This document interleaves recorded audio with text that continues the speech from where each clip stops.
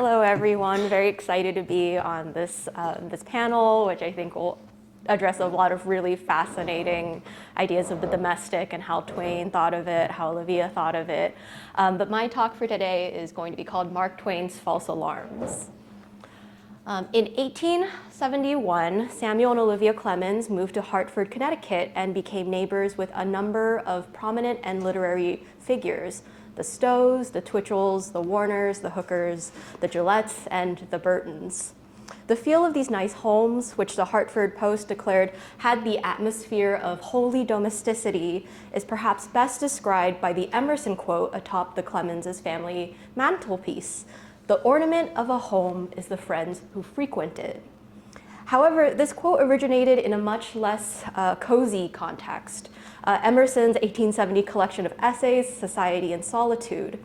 This sentiment on friendship was extracted from domestic life, Emerson's critique of the commodification of the middle-class family home.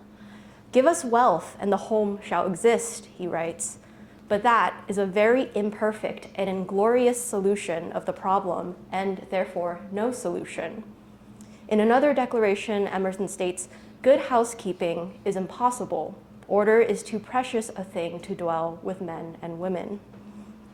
While perhaps not as suitable for a family mantelpiece, these questions of commodification and housekeeping were certainly on Twain's mind as well. While there was certainly love for the ornamental friend, these Hartford homes, termed Nook Farm, were just as concerned with the unwelcome guest. In 1878, the Religious Herald and the Hartford Daily Courant published an article on the large number of people on the Hill, among them S.L. Clemens, who, quote, "have been recently putting into their homes Jerome's famous burglar alarm and are enjoying the sense of protection which it gives." Though the article initially reads almost like an advertisement detailing the alarm's mechanisms and costs, only about $100, it quickly descends into a philosophical contemplation that seems to stare at us straight in the present. True, the sight of it in the home is a reminder of the depravity of man, but so are locks and keys for that matter. By the way, what a complex thing civilization will make of our life by and by. And when the telephone is in each home, and the fire alarm, and the district telegraph, and heat comes to us as gas and winter do now, what a complicated thing it will be to maintain an existence on this planet. Complicated indeed. Though this is just a brief piece on a new trend, the report's skepticism is striking. These houses are not enjoying protection, but rather a sense of protection. In this ambivalent reflection on the alarm as a reminder of the depravity of man, we see a representation of the burglar alarm not as an innovative gadget to make life better, but rather a necessary evil to maintain the order of domestic life. The Jerome alarm was a new electric device, a new technology introduced to many homes from the 1870s onward, consisting of a large annunciator that would indicate if a door or window had been opened. Mark Twain's various frustrations and annoyances with the burglar alarm were well documented. The costly and complicated contrivance, as he calls it in one letter, plays a key role in two farcical short stories. The first, the McWilliamses and the Burglar Alarm, which details the expensive efforts of the McWilliamses family to burglar-proof their house, only to be faced with constant false alarms, pricey fixes, and humorously and exponentially growing amount of home intruders. Poking fun at the supposed sophistication of this new technology, Twain undercuts the efficiency of the nascent home security industry. In the second story, Wapping Alice, Twain again uses the burglar alarm as a plot point, as some tripped alarm suggests that an unwelcome guest is entering or leaving the narrator's family home at night. I wanted to focus on the false alarm for two reasons. First, I was initially interested in these stories because I find Twain's comedic dramatization exceptionally prescient for the way it anticipates the predatory paranoia of our current billion-dollar home security industry. Alarm systems, home surveillance, smart technology, etc. Though the Gilded Age is certainly not the origin of these anxieties of house and home, this period marks a significant moment in the American concentrations of private wealth and its impact on domestic material culture. Indeed, any mention of the Gilded Age generates a series of extravagant interiors, right? Architectures which simultaneously invite spectatorship and reject undesirables. Secondly, I suspect that the alarm is not simply a novelty suitable for plot intrigue. Rather, it is a device that undoes and even queers systems of domestic order.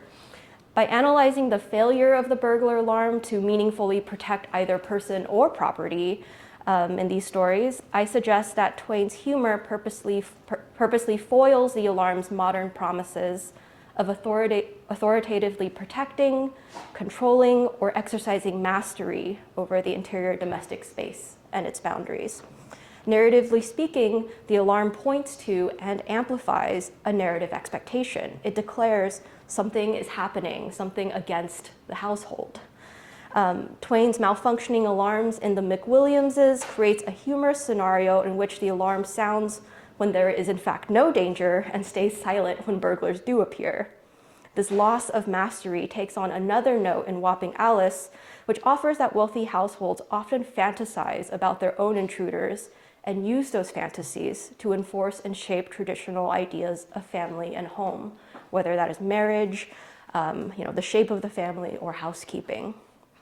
In this reading, the false alarm may not be false at all. Instead, they become a means for us to visually or sonically register the threats that are not external to, but ever present in the middle-class home.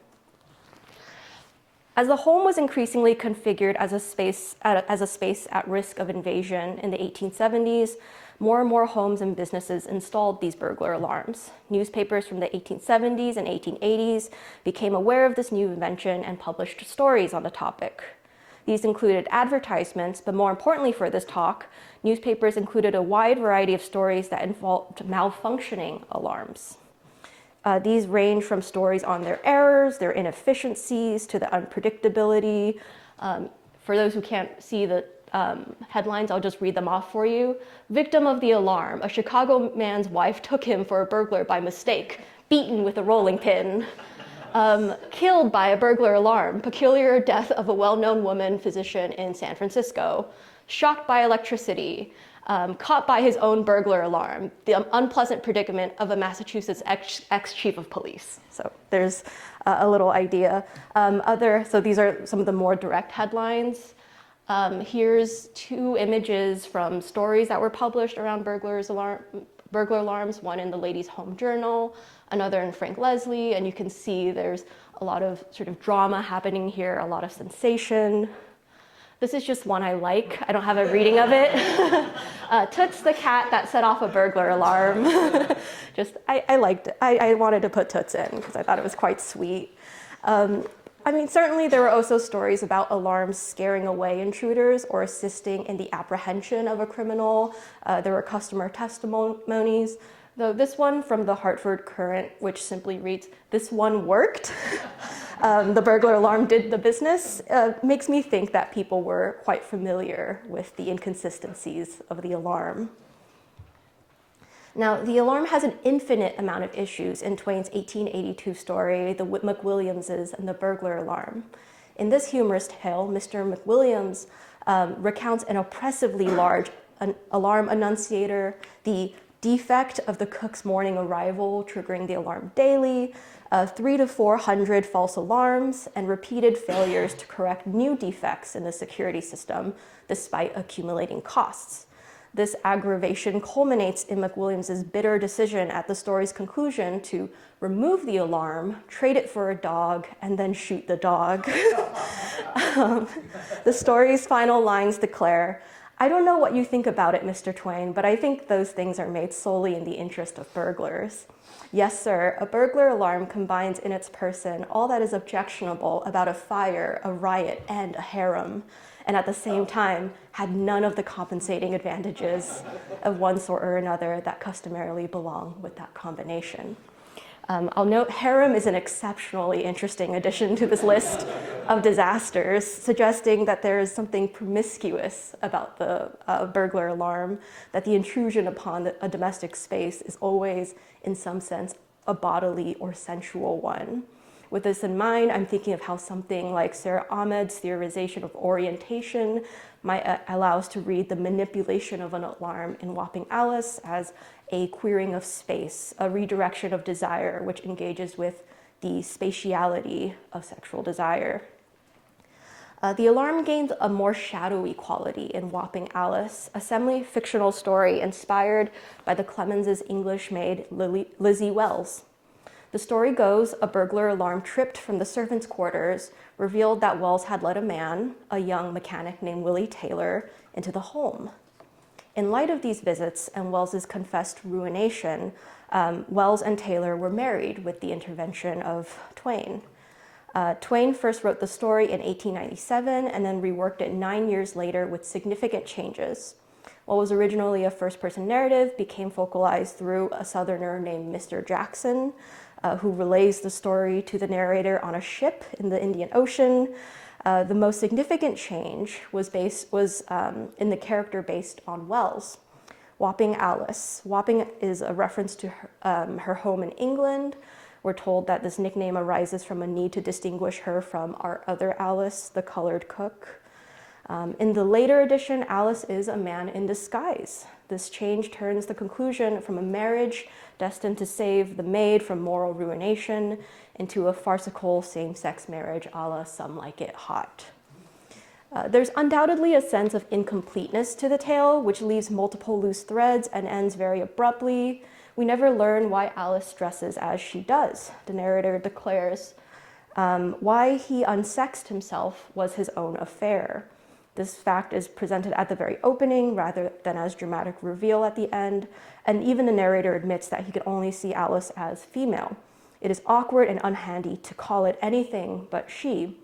And I'll say here, it's clear why some scholars very much read Alice as a transgender character, which is a provocation I will state only to kind of put aside, because I think it's also important to maintain what Jackson describes as her slippery and ambiguous character.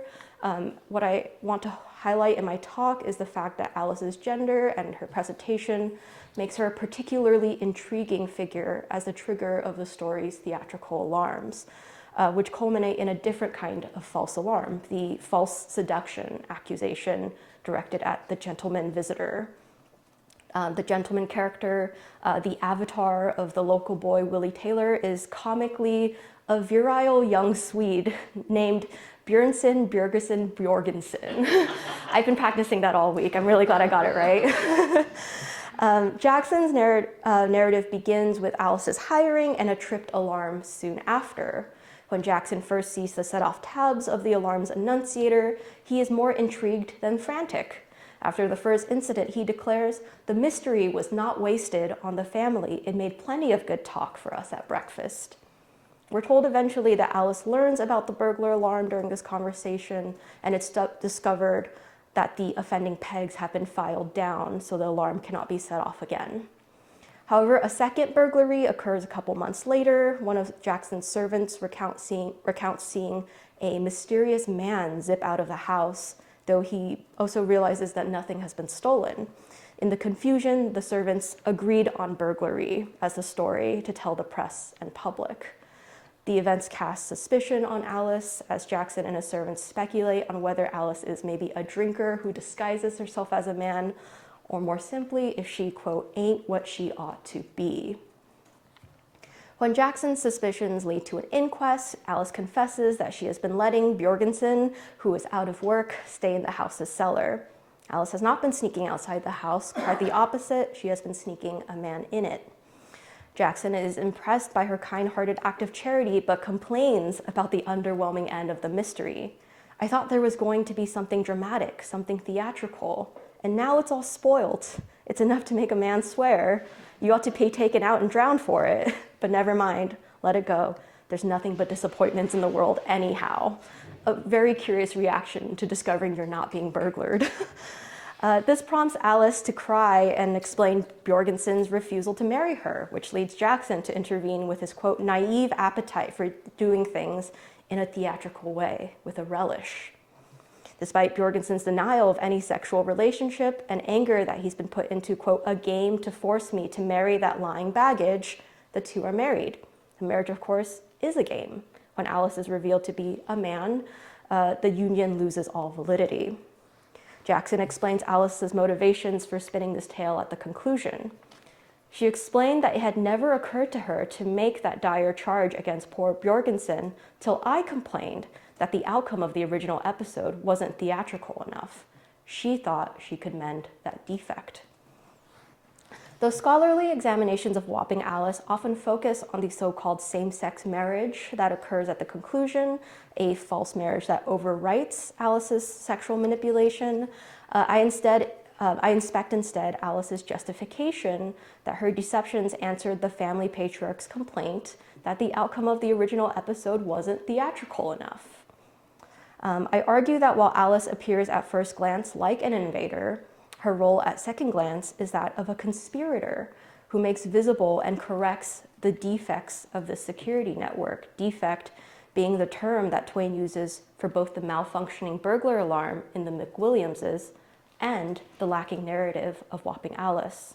The conflation of failed overwork devices and aesthetic judgment in these two uses of defect recall for me the terms of Xiao Nai's theory of the gimmick, though Twain's text precedes Nai's starting point of the 1930s. Twain's alarms, like Nai's gimmicks, work both too hard and too little. More specifically, they resemble the temporally unstable gimmick, which makes visible the contradictions of capitalist timing. It is not so much that Alice ain't what she ought to be then, but that Alice sees quite clearly what she ought to be for the narrative. These complaints are Jackson's, but they are also clearly Twain's as he revises the story nearly a decade later, and the readers who demand more theatrics. In turning the tale of seduction and near ruination into one of farce in the interest of story above all else, Twain suggests that there's always something seductive in the fantasy of burglary. By housing Bjorgensen and then having him shave away the pegs of the alarm, Alice transforms Mr. Jackson's plantation mansion, which we are told the family has held and updated since back to Pocahontas' time, into a stage for her narrative. And Alice is not a sinister intruder, but a chronic jokester, and therefore Twain's accomplice. One servant declares, "She can't help it, it's born in her. She ain't got no resisting power. If she sees a chance to play a joke and couldn't play it, I believe it would kill her." In addition, it's clear that Alice's sense of story and joking make her a master observer. Jackson states, "She kept slipping through my fingers all the time. I never could quite catch her anywhere. I was forced to admire her penetration and her ingenuity. I was not able to arrange any trap which she would walk into." Note the language of slipperiness and penetration, two highly sexualized terms for efficient and successful intrusion. Alice's reveals are twofold, that there was never any sexual relationship between herself and Bjorgensen, but there was, in addition to the man in the cellar, another male figure hidden in plain sight. For the real-life Lizzie, this was her pregnancy, the pregnancy out of marriage. But for Alice, this is her hidden identity. The alarm is thus a marker of queer domesticity in Wapping Alice, in that it both creates the expectation of household invasion and then sets off a string of events that make a joke of marriage, of family, and of housekeeping. It is the vampire that must first be invited in, the call from within the house. To conclude, I want to share just one more Twainian burglar alarm. The connection between the burglar alarm and the family was made humorously and literally in Twain's 1880 contribution to a paper issued at the fair in aid of abused children. Unlike the McWilliamses, where the alarm is strangely exchanged or converted to a pet dog, Twain in Babies as Burglar Alarms jokingly compares the alarm with a newborn.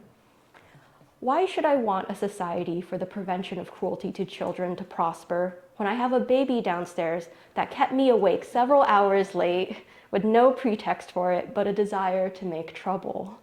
This occurs every night and it embitters me because I see now how needless it was to put in the other burglar alarm, a costly and complicated contrivance which cannot be depended upon because it's always getting out of order and won't go. Whereas, although the baby is always getting out of order too, it can nevertheless be depended on for the reason that the more it gets out of order, the more it does go. It's lovely. And also a kind of amusing addition to something that is supposed to be a charitable cause. The alarm's refusal to go or sound, as opposed to the baby's going, articulates two different kinds of household disorder, a mechanical error compared to a natural cry. I find this playful conflation between the baby's cries and the alarm's alerts delightful, but also very intriguing. The baby's sonic usurpation of the alarm is, in fact, not unlike Alice's manipulations and intrusions into the home. Read with these two alarm stories, this short piece demonstrates how Twain struggled with his alarms, not only technically, but also as a technology which resounded the strangeness of household order, its hierarchies, privacies, and responsibilities. Thank you.